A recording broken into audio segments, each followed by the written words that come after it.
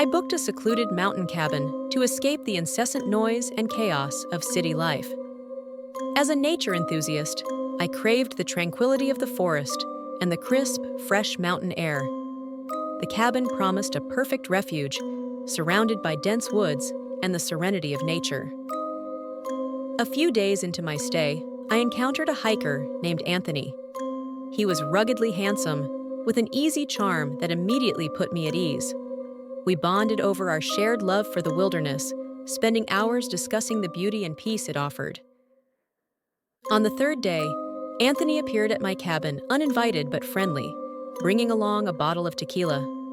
We spent the evening talking, laughing, and getting to know each other better. I couldn't deny the spark between us. However, as the conversation grew more personal, and Anthony began asking probing questions about my life, a sense of unease crept in. I suggested we call it a night, feeling the need to distance myself.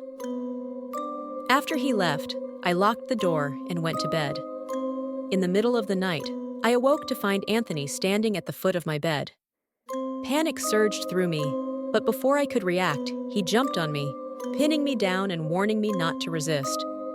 His words, "Don't make it harder," echoed in my ears as he dragged me to the cabin's cellar and locked me inside.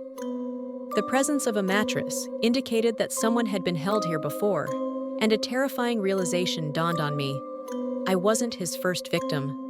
Anthony kept me alive with minimal food and played loud, jarring sounds at night to deprive me of sleep. Each day, Anthony would come down to the cellar and carve strange symbols into the wooden beams.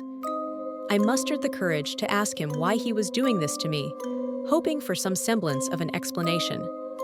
With a chilling smile, he simply said, "Because I can." One day, Anthony made a mistake. He forgot one of his carving tools in the cellar. Desperation and determination fueled me as I used it to break free from my confinement. The loud sounds he played at night masked my movements as I cautiously made my way upstairs. To my horror, I found Anthony in the midst of performing a twisted ritual involving the symbols he had carved.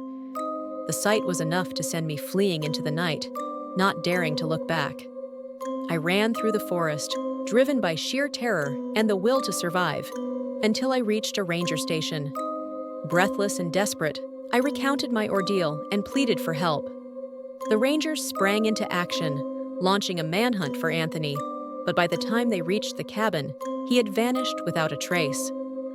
All that remained were the haunting memories of my time in the secluded mountain cabin and the realization of how close I had come to losing everything.